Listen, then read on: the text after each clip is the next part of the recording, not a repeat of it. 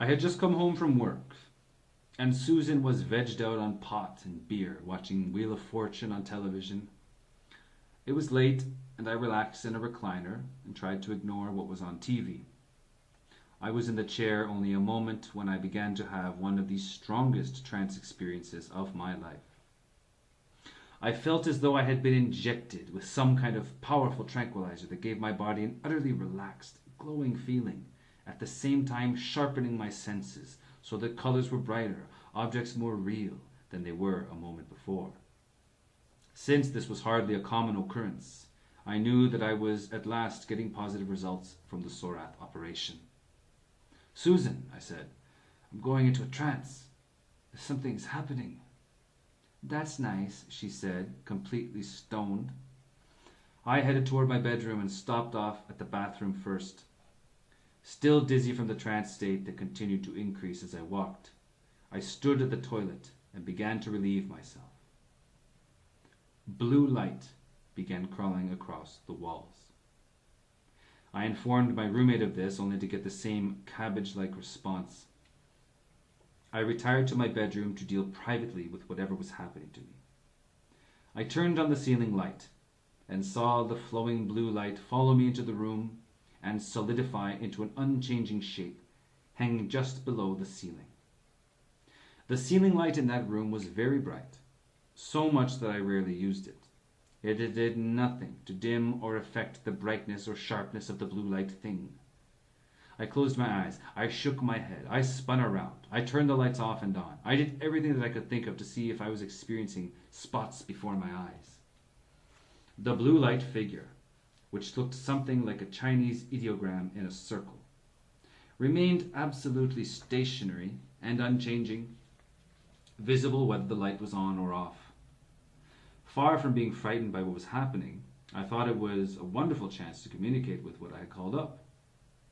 I kept the light on, lay down on my bed, and I waited, and waited, and waited. Nothing happened, nothing changed. Finally, I actually began to read a book. I suppose that it's possible to become bored with just about anything.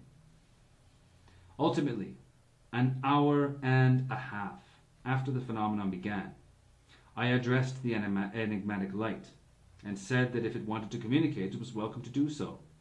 I was at a loss as to what it wanted or how to talk to it. I turned out the light and I went to bed. I found myself in an enormous subterranean vault. There were 50-foot Gothic arches of carved grey stone, the relief worn almost smooth by time.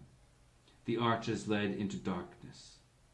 The central area where I was standing was lit by a dim, evenly distributed sourceless light.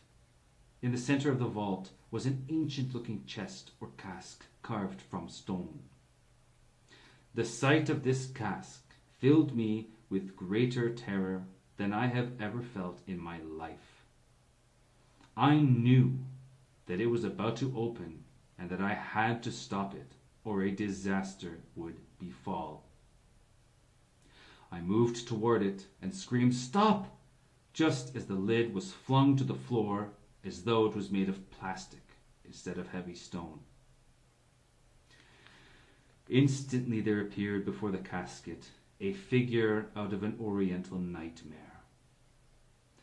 Dressed in an elegant red satin robe, embroidered with dragons, done in gold thread, was one of the most threatening and ugly things I have ever seen, dreaming or waking. It was wiry, no taller than I was, with greenish-grey skin and a body made for pure destruction. Its hands had sharp 7-inch claws on each finger, and it had a mouth that split its skull literally from ear to ear, filled with teeth like a shark.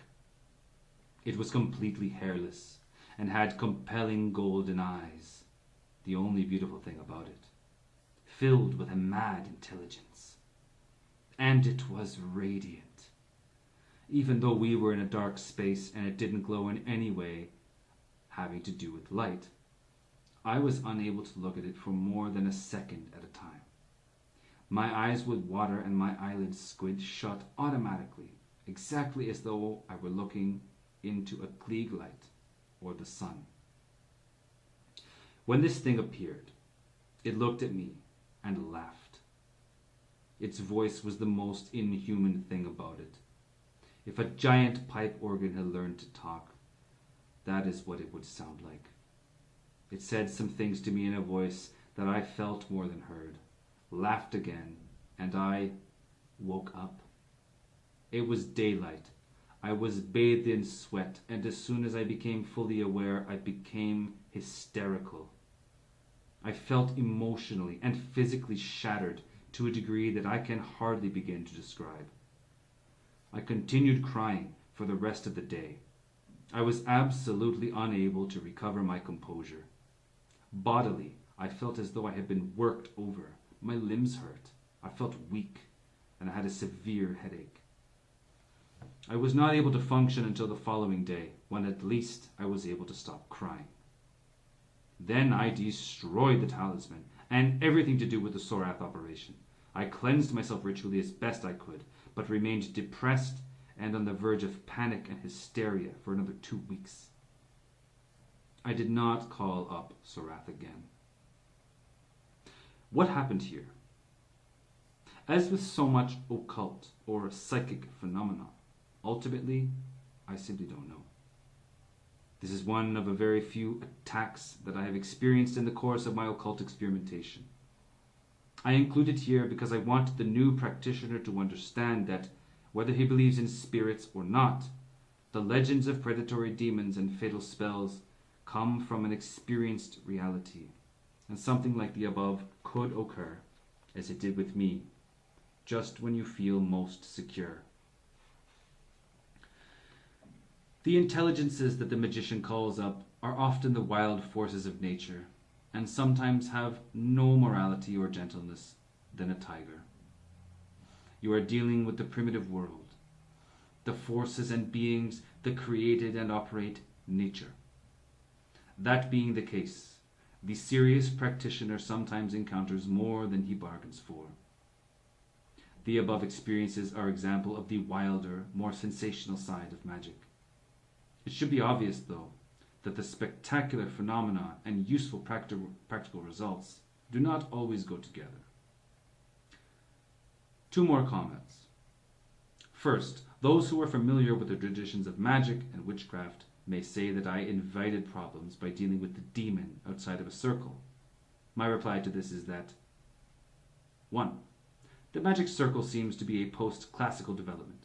The majority of magical techniques outside Europe do not use such a device. 2. I assure you that in practice, if a real manifestation occurs and is hostile, you will wind up having to deal with it outside the protection of a circle. If you cannot weather such an experience and learn from it, do not take up the practice of magic. I'd like to quote once again the redoubtable Aleister Crowley regarding what I learned from such events. Quote, "But it does encourage one. It is useless to deny it. To be knocked down by a demon of whose existence one was not really quite sure." End quote.